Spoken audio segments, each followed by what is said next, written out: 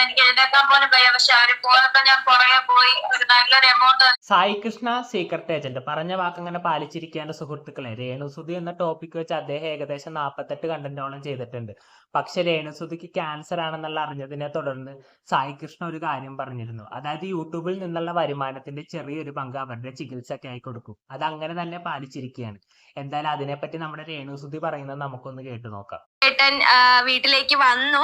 അപ്പൊ ഇന്റർവ്യൂവിന് കുറച്ച് മുമ്പ് ചേട്ടൻ ഞങ്ങളുടെ അടുത്ത് ഉണ്ടായിരുന്നു. അപ്പൊ ചേട്ടൻ പറഞ്ഞു ചേട്ടന് മാർക്കറ്റ് ചെയ്യാനൊന്നും താല്പര്യമില്ല, അതുകൊണ്ട് ചേട്ടൻ ഇന്റർവ്യൂ കഴിഞ്ഞ് ചേട്ടൻ പോയതിനു ശേഷമാണ് ഞാൻ രേണു ചേച്ചിനെ വിളിക്കുന്നത്.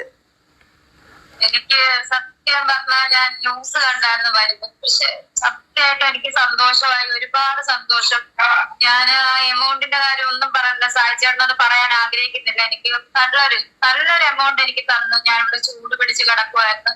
രേണുസുതി അവസാനം പറഞ്ഞൊരു പോയിന്റ്, സായി കൃഷ്ണൻ നല്ലൊരു തുക സംഭാവന ചെയ്തു, പക്ഷെ അത് എത്രയാണെന്ന് പറയാൻ ആഗ്രഹിക്കുന്നില്ല.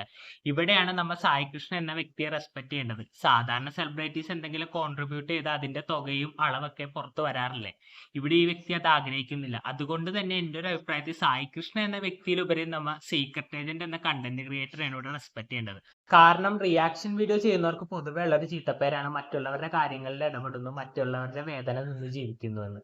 എന്തായാലും അതിനൊക്കെയുള്ള മറുപടി സായി കൃഷ്ണ പ്രവൃത്തി കൊണ്ട് നൽകിയിരിക്കുകയാണ്. രേണുസുതി എല്ലാവരും വെറുക്കാൻ കാരണം സബ്സ്ക്രിപ്ഷൻ ഇഷ്യൂ, ലീക്ക് വീഡിയോസ് ഒക്കെയാണ്. എന്തായാലും നമ്മുടെ സബ്സ്ക്രിപ്ഷനെ പറ്റി സായി കൃഷ്ണ പറയുന്നുണ്ട്. നമുക്ക് അതിന്റെ ചെറിയ ഭാഗം ഒന്ന് കേട്ടു നോക്കാം. സബ്സ്ക്രിപ്ഷൻ ഞാൻ ആദ്യം മുതലേ പറയുന്നുണ്ട്, എന്താണ് ഈ സബ്സ്ക്രിപ്ഷനിൽ മോശം? ഞാൻ പറയട്ടെ, സബ്സ്ക്രിപ്ഷൻ തന്നെ വെച്ചത് എന്തിനാ? കാണാൻ താല്പര്യമുള്ളവർ മാത്രം കണ്ടാവും. ഇത് കാണും വേണം, എന്നൊരു കുറ്റവും പറയും, അതിനെടുത്ത് ലീക്കാക്കുകയും ചെയ്യും. അതെടുത്ത് ലീക്കാക്കും. അപ്പൊ ഞാനതാ ചിന്തിച്ചേ, നിങ്ങൾ പൊട്ടന്മാരാണ്. സബ്സ്ക്രിപ്ഷൻ വെക്കുന്നേ വേണ്ടവൻ ആവശ്യക്കാരൻ കാശ് കൊടുത്ത് കണ്ടോന്നാണ്. സബ്സ്ക്രിപ്ഷൻ ചീത്തയാണെന്ന് ഞാൻ പറയുന്നില്ല. കാരണം സബ്സ്ക്രിപ്ഷനെ നല്ല രീതിയിൽ കൊണ്ടുപോകുന്നവരും മോശം രീതിയിൽ കൊണ്ടുപോകുന്നവരും ഉണ്ട്. ഈ മോശം രീതിയിൽ കൊണ്ടുപോകുന്നവർ കാരണമാണല്ലോ സബ്സ്ക്രിപ്ഷന് ചീത്തപ്പേര് ഉണ്ടാകാൻ കാരണം.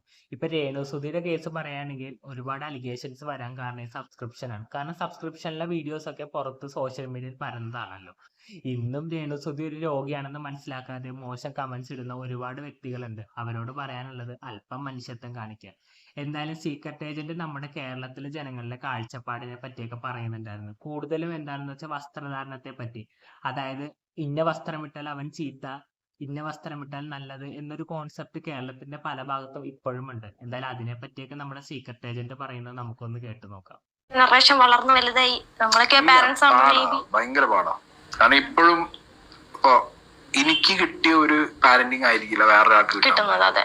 അവർക്ക് കിട്ടുന്ന പാരന്റിങ് ചിലപ്പോൾ ഇങ്ങനെ ആയിരിക്കും, അയ്യോ ആ ഡ്രസ്സ് ഇട്ടാ പ്രശ്നം, ഈ ഡ്രസ്സ് നിന്റെ കുട്ടിയെ നീ ഇങ്ങനെ വളർത്തണം, ഈ കൈൻഡ് ഓഫ് സാധനമായിരിക്കും. ചാൻസ് ഇല്ല.